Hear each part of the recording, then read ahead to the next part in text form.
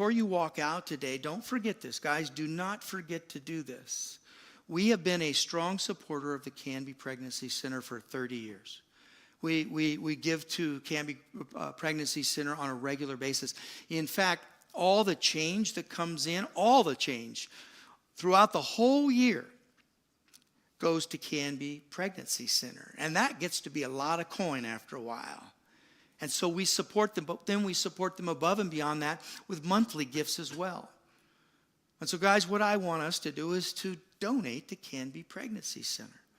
So when you walk out of this place, there are boxes in the back that you can drop a note in there. It said, this is the Canby Pregnancy Center. Drop a note in that box with some cash to help Canby Pregnancy Center out, to help encourage them.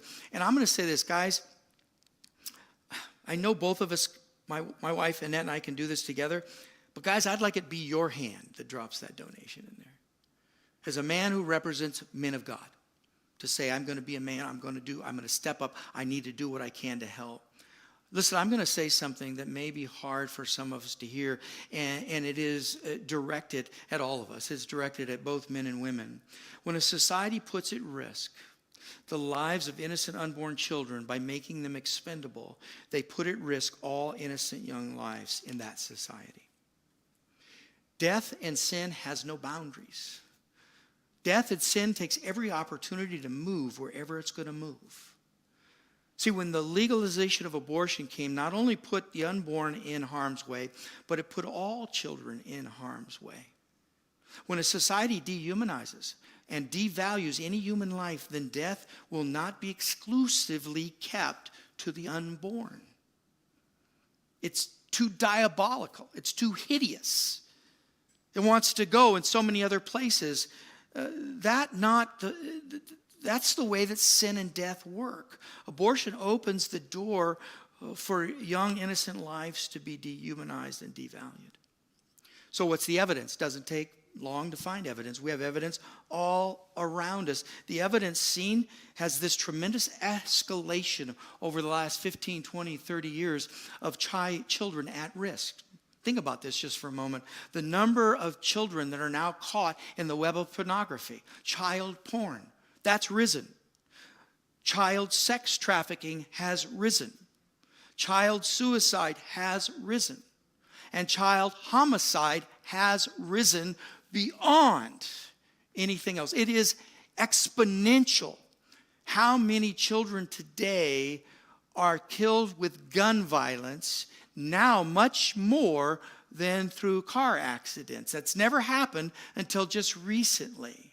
And this isn't a gun control thing I'm talking about here. This is about how children die. It's talking about the violence that children experience today in today's world. You would have to be blind not to see that that's what's going on. Now, all of this, I think, plays together. There is a spirit there that we have to look at and address. That's what we have to pay attention to. The Bible says this in Genesis 9, 6, and 7. Whoever sheds human blood, by humans shall their blood be shed. For in the image of God has God made mankind. Yes. Now, listen to verse 7, which doesn't get read very often.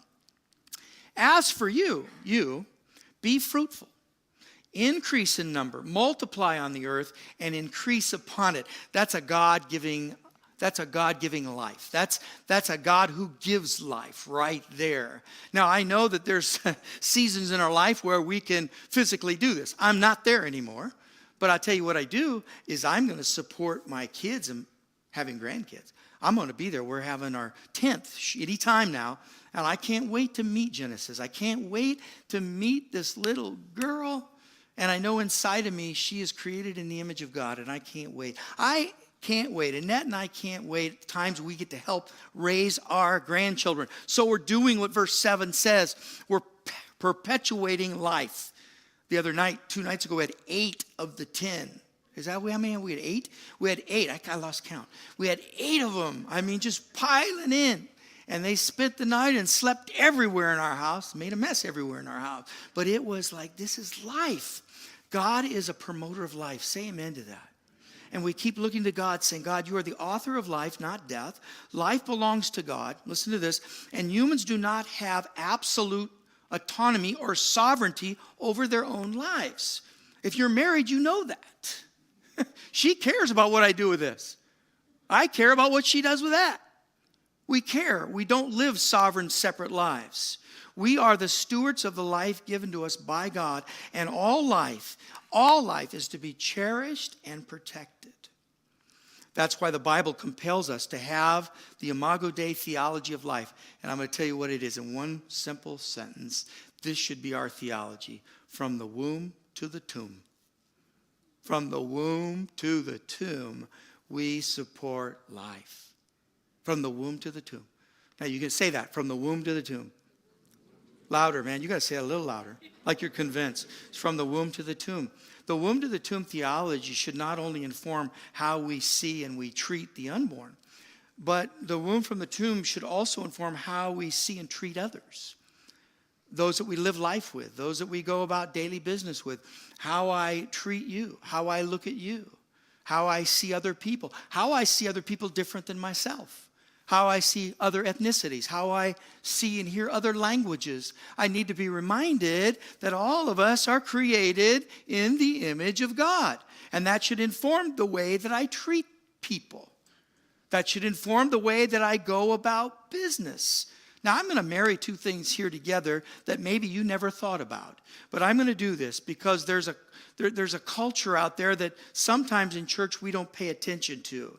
Please hear me on this. The Imago Dei, the image of God, is at the core of both abortion and racism. Whoa, didn't see those coming. Absolutely. Both core issues are the Imago Dei issues. You know, when I'm racist, then I'm looking down on the Imago Dei, of which God created. God created other cultures, other people, different skin than me. They are part of the Imago Dei. Listen, both have everything to do with how we see and value human life. By the way, newsflash, there is no master race. There is no white supremacy. There is none of that, because it isn't true that other races are less intelligent than you are, or better dressed than you are, or not. We are all part of the same race. Do you know who your mom and dad are, right?